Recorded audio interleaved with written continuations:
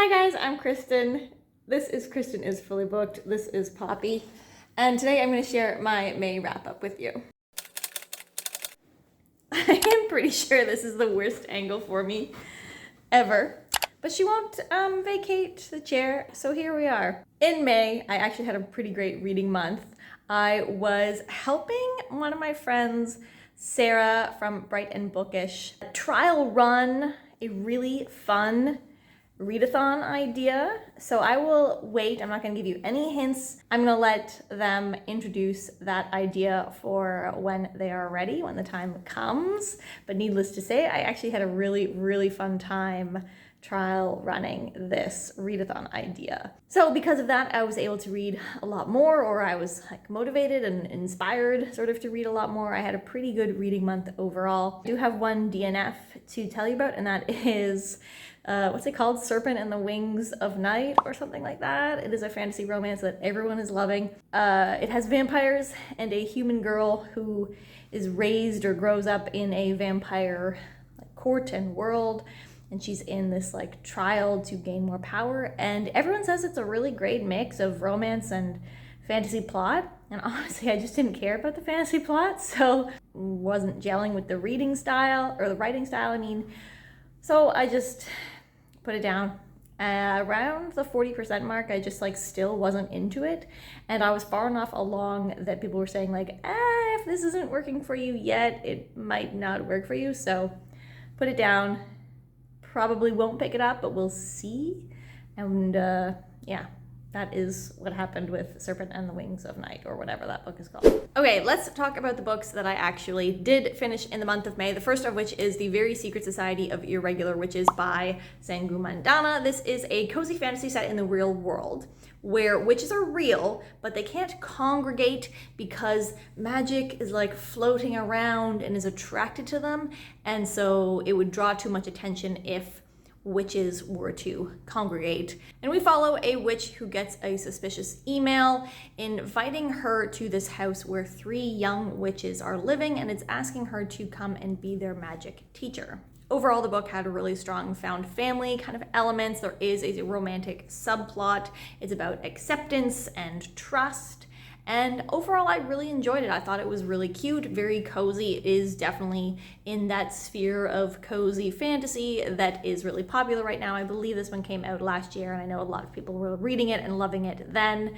There was a couple things that I thought were like glossed over.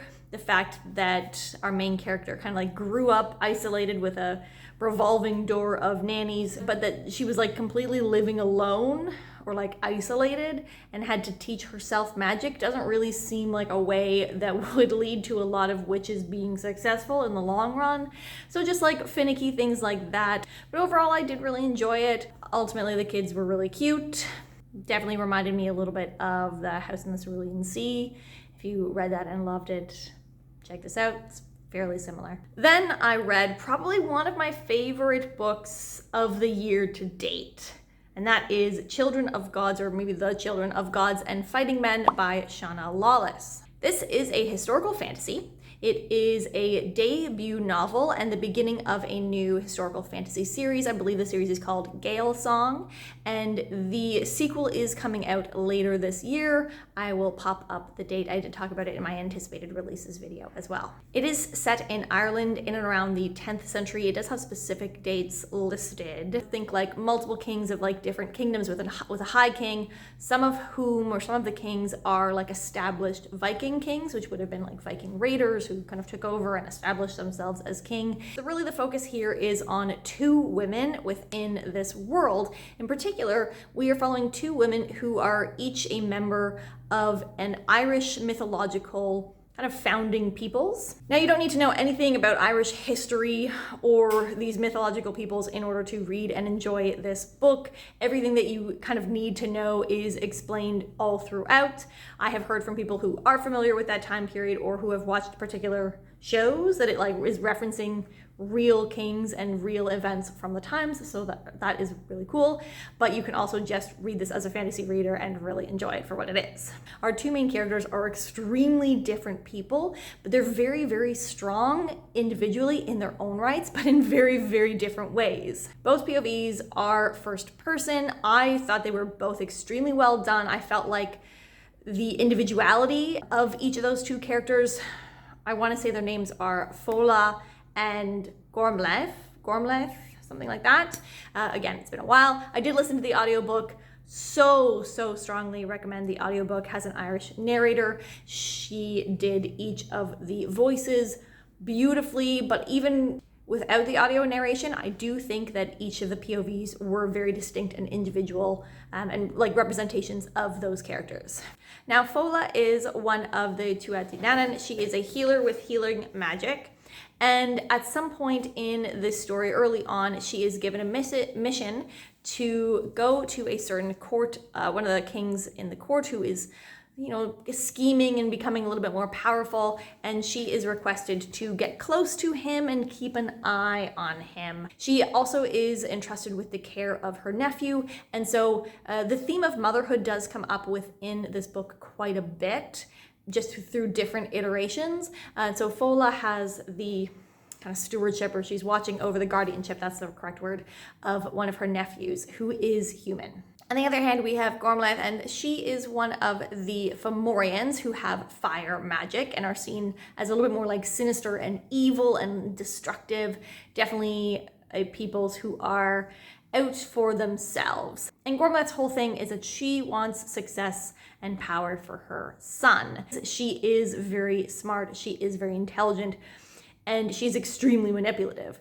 And she is not afraid to use all of her wiles and everything that she has available to her in order to advance the success or the outcomes for her son.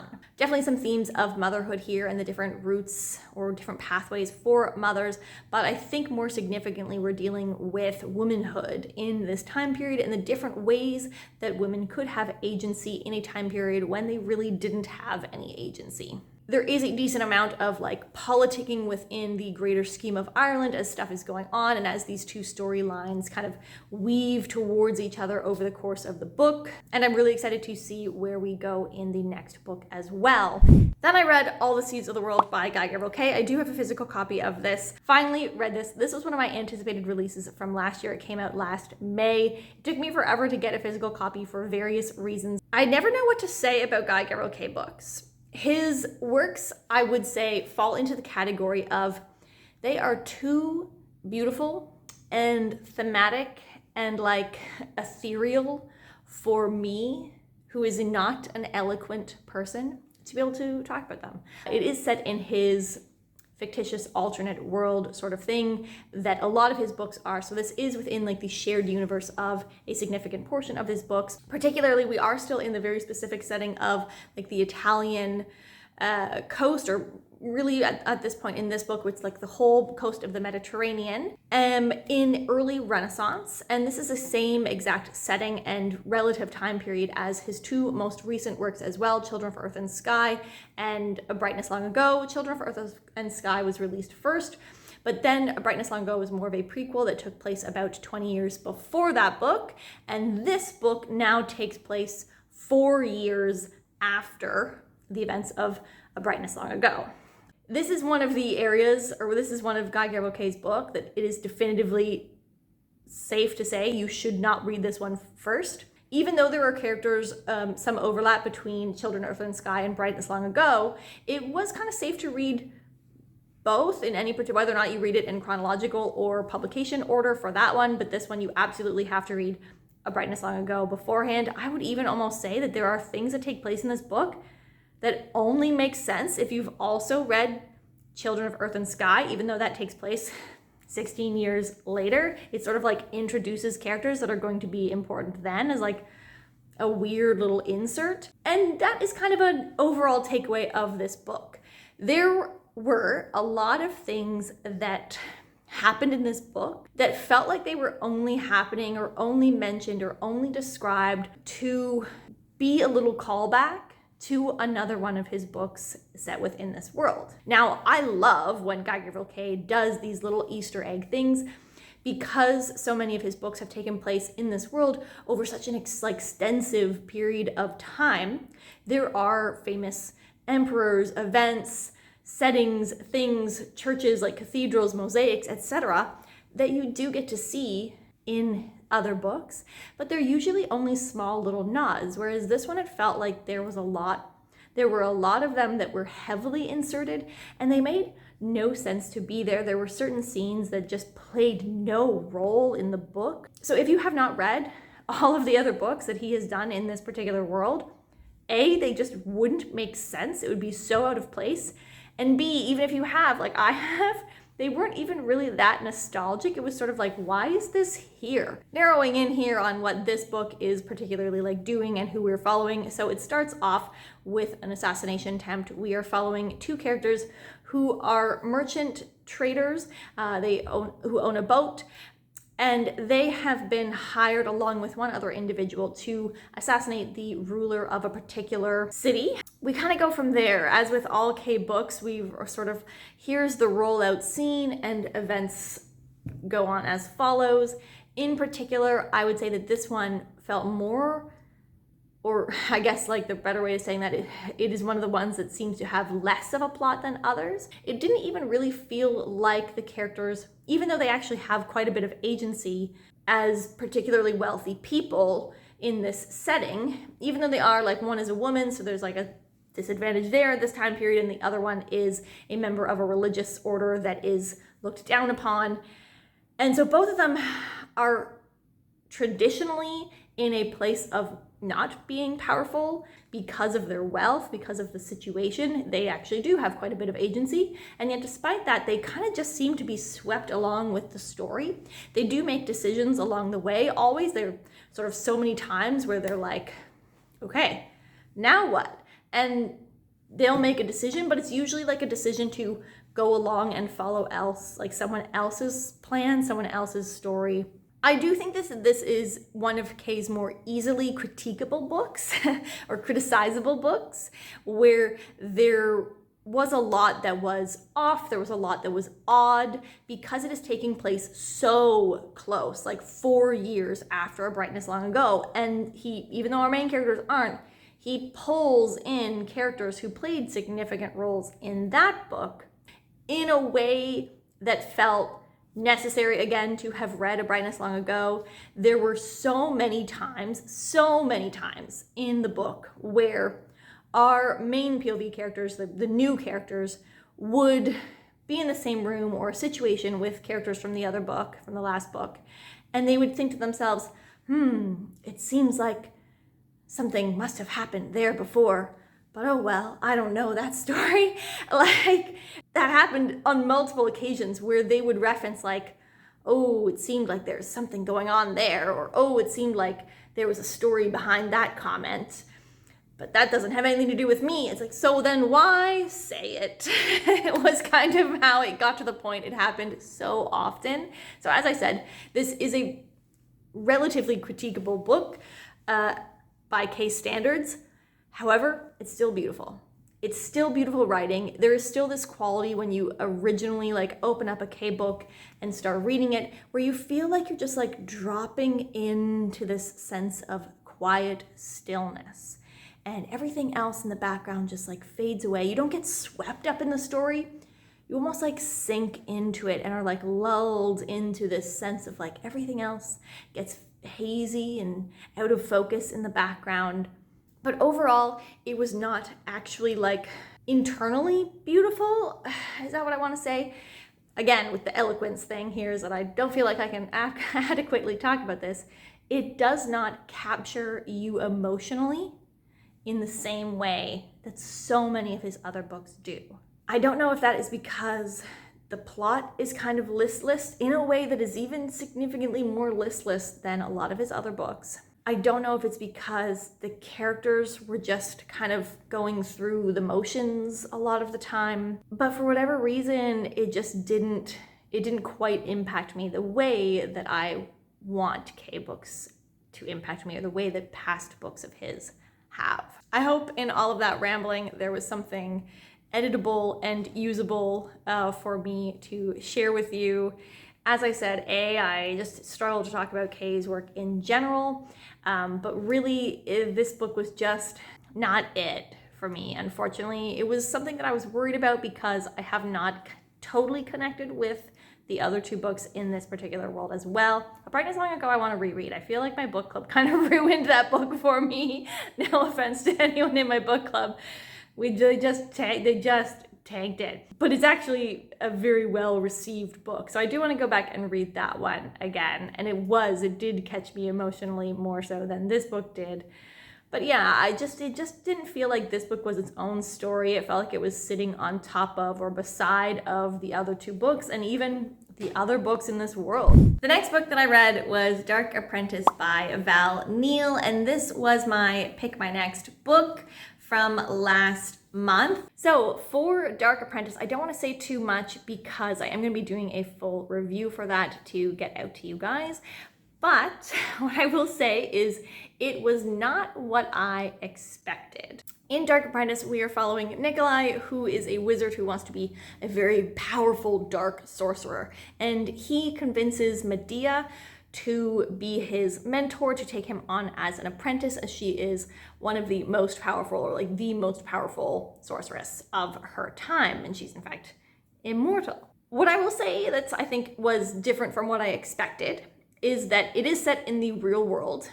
I don't feel like I had fully grasped that, even though it is briefly mentioned in the review that I had seen on it from Sarah from the Voyage Through Worlds channel where I originally heard about this book. I feel like she did briefly mention that, and I was just like in my head of like, no, that doesn't fit what I'm picturing. And so I like excluded that from my memory and thought. I think I did know that, but not in like a true sense. Oh, one of the things that I forgot to mention also as part of the setup is that Medea has or is on the autism spectrum, which is an own voices representation here, while Nikolai is a sociopath. Another thing that I didn't, but jumping back to what I was different from what I expected, another thing that was fairly different from what I expected was that this was largely from Nikolai's perspective in a way that I turned out not to like. So it is multi-POV, or it is dual POV, I guess. We do get both perspectives. I thought it would be more evenly balanced, whereas it is largely from Nikolai's perspective throughout the majority of the book. And I thought that I would really, really love, or at least find it so interesting reading from his perspective. I think that it was not the experience that I was expecting. Yes, it's like dark in that he doesn't have morals per se, but it was actually a lot more annoying than I was expecting and that I wanted it to be, or at least his way of thinking was very frustrating to read in a way that I wasn't expecting. Another thing is the humor. I wouldn't say that it's laugh out loud funny, but it actually felt a lot more humorous than I was expecting. Again, I thought this was going to be something that was like really dark, just with like the setup and like the learning dark magic and this sociopath POV and this dark sorcerer who keeps on having to kill her apprentices because they try to kill her first. So I thought it was going to be really dark and edgy, and it is a lot more on the humorous per side of things than dark and edgy and grim. So I'll leave it there for the wrap up, and I will go into greater depth with my thoughts and feelings about that book for my review. But suffice to say, it was not the experience that I was expecting, and the character of Nikolai is a lot more frustrating than the edgy, dark sociopath I thought I was going to be reading from. Two romance books to finish off real quick. First of which was Happy Place by Emily Henry.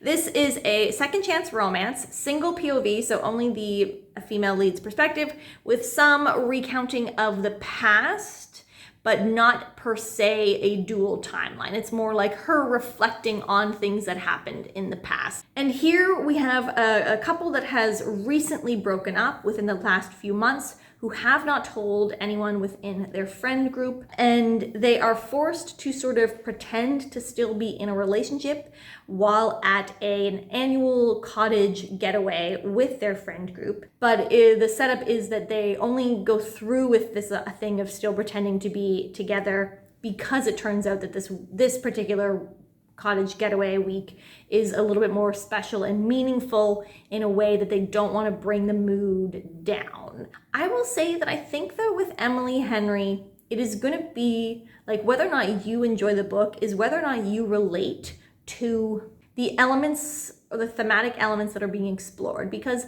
it's not just the romantic setup in Emily Henry books. Obviously she does get like a little bit gritty into something else, whether that's something that the character is going through in their life. In this one, I would say that the things that we're going through with our main character are sort of this like evolving friendships, in the sense of like growing up, growing apart, the friend group not quite functioning in the way that it once did. There is an element of workplace happiness, which is again why it also reminded me of People We Meet on Vacation. The relationship reminded me a lot of a college or university relationship that struggled to grow out of that setting. So I think when I first finished this book, I think I put down 5 on Goodreads, because there were actually a lot of things that I really related to within this book. Particularly the main character is, I think she's a surgeon. She's like a neurosurgeon. And it really, you get the sense that she's only a brain surgeon because it's like, I want to grow up and be a brain surgeon, because it would provide some sense of security and financial stability in her life. So there was like that, working so hard and so long in order to reach a certain career goal, to then be like, is this what I really like? That was extremely relatable. I don't talk about my career here, my past career all that often, but that was very, very, very relatable to me. I also met my partner in university. I will say that it is a really big challenge. It is a very difficult thing to take a university kind of age and depth of a relationship in terms of your lifestyle, your communication patterns, your communication habits, and to take that out of a school setting and into the real world, and to grow and allow the relationship to grow and evolve in the same way that you individually as people are growing and evolving. Whereas I think that, when that became the tension thing in my relationship, where it was like, oh, hey, we're still holding on to these like university level communication patterns, but we're like grown-ups with grown-up problems now. We buckled down and worked through that and like made the active choice to work on our relationship. Whereas that seems to have been the thing that tore this couple apart. Did they really even have the right conversation to decide whether or not they should stay together or be apart, or did they just break up as one would just willy-nilly in university? Overall, I don't think that the friend group played nearly as important of a role as it should have. The friends felt very peripheral, even though they were defining the setting, they were defining the whole situation of doing this fake dating sort of thing. For how important this weekend was, it felt like there was almost no dialogue with the other characters. And that actually was something that came up as something like, as the theme of this friend group evolving and changing and maybe not being quite as close as they once were. So on one hand, I wonder if it was like completely intentional, but on the other hand, it also made it feel like this friend group is supposed to be really important, but they're like never on page kind of thing. The friends were less developed. Some of them were super annoying and not believable as like real people. I don't think it's still a 5-star. I'm actually, like, when I look back and see that I put that, I'm really surprised. I think it just had like a really impactful ending that left me a little bit emotional while she sort of like comes to grips with a certain element of something that from her like past. So I think I was like swept up in that when I originally rated that. I would probably put it closer to a higher 3, like a 3.8 maybe. Again, I think with all Emily Henry books, you have to connect with something that the main character is experiencing in order to really gel with the book. And so if anything of what I've said sounds like you're like, ooh, yeah, that sounds relatable, then this one might work for you. The final romance book that I read was The True Love Experiment by Christina Lauren. This one was on my anticipated releases. I got it came out around that time. I think I listened to the audiobook actually, and it was pretty good. It is also single POV. No, it's not. It's dual POV. And in this one, we are following the friend of the main character from 2 books ago, I think, if I'm remembering all of their releases correctly. The Soulmate Equation? Yeah. So the best friend, who's a romance writer in Soulmate Equation, this is her book. So in this one, our main character agrees to be part of a reality dating show that uses that like true love, I forget what it was called, but in the first book, there's an app. It's like a blood test, and then you find out like how close of a soulmate match you are with this person based on like genetic markers and stuff. The science was loosey-goosey, but we're just gonna roll with it. So in this one, she's doing a dating show, a reality dating show based on that. And there's like different levels of matches with the various contestants that the audience doesn't know and whatever. And that this one, it's like being filmed and edited and released kind of live or like in the moment, so that each week it's actually the TV viewers who vote on who goes home and who stays and not her. And it's like who they think is her soulmate match based on the dating app, whatever it is. However, in the lead up to like actually starting to film the show, she gets really close with the producer. And that's the whole thing. It is I guess one could say, forbidden love romance, because she is like currently filming a dating show where she's supposed to be finding her soulmate, but she's actually kind of pining for the producer. And he shouldn't, as the producer, should not really be entertaining a relationship with the contestant in the dating show that he is actively producing. Some other keywords here that I would say for this one are just like great communication, reality TV setting, if that's a big draw. But overall, it was great. Like it was pretty steamy.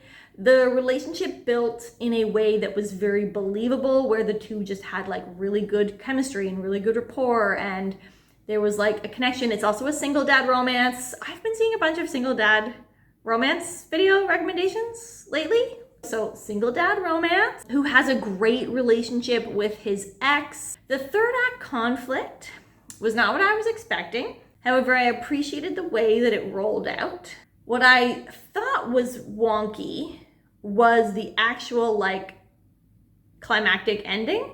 I kind of kept waiting for like it to go bad, or like it to go in like this weird like shock kind of reality TV kind of a thing. And it did, but not in the way that I was expecting. Yeah, overall, I loved this book. I totally, if I had been predicting out of The Happy Place and True Love Experiment, which one I would have loved and which one would have been just fine, I would have predicted that I would have loved Happy Place and that the Christina Lauren book would be just fine, because they're very hit and miss. But it was almost the other way, even though I gave Happy Place a 5-star. I'm gonna go back and change that on Goodreads. Overall, it was a super great month. I really enjoyed reading most of what I read, except for like the DNF, and like maybe I had some issues with some of the other books, but overall I really enjoyed everything. Like I enjoyed the act of reading over the course of the month of May.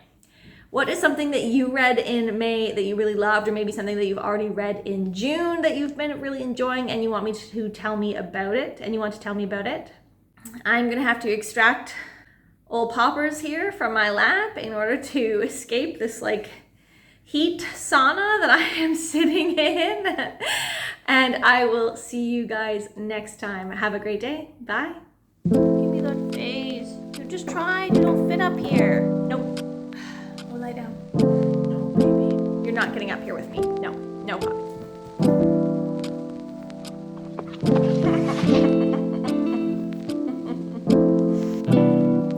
You're impossible.